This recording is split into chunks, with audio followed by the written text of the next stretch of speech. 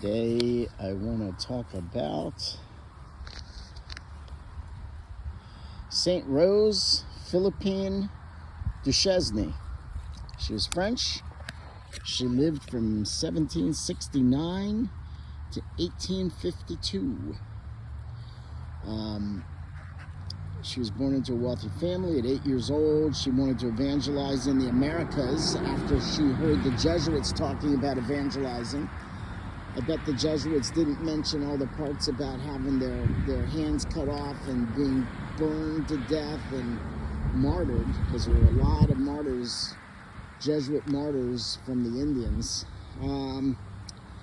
But anyway, in 1788, when she was 19 years old, she became a nun.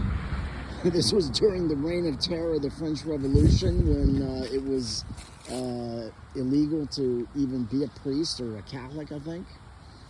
In 1792, her convent was dissolved for their own sake, and she lived as a lay woman for, I don't know, 6 or so, 8 years. She acted as a good member of her order, though, at the whole time. In 1804, they opened the convent back up. A lot of the other nuns her sisters were already gone or whatever. And she ended up getting incorporated into another order. In 1818, at 49 years old, she finally was sent on a mission to evangelize in Louisiana. The trip almost killed her.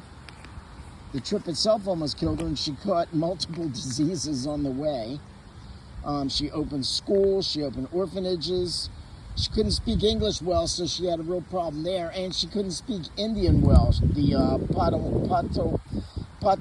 Potawatomi, she couldn't figure out that language. But she was kind and cared for the sick, and was known as, you know how they give I might be the guy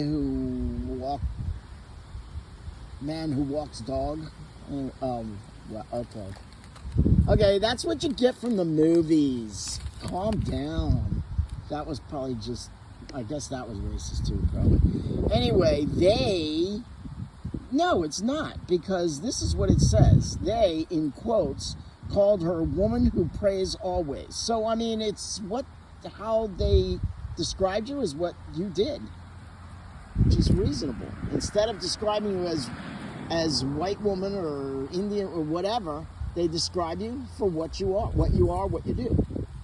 That's how it should be. Man who is good. Person who does kind things. Anyway, she spent her last tiny years. She spent her last 10 years in a tiny shack on a convent land, living austerely and in constant prayer. So that is Saint Rose Philippine Duchesne. So today, please remember on this Saturday to ask the saints to pray for us. Ask Saint Rose, Saint Agnes, Margaret of Scotland, Saint Margaret of Scotland, I kept having a problem remembering her name, of Hungary. Margaret? No. Darn it. Saint with a G?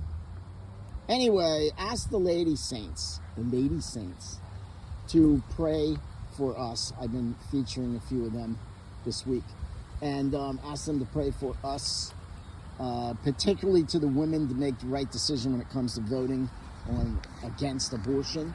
And when it comes to the most important decisions that most women make, the most influential, which is raising their children to be good moral people, preferably good Christians, preferably good Catholics, which is the only church that Jesus started. So, and then, of course, pray for the souls in purgatory. Do that, please.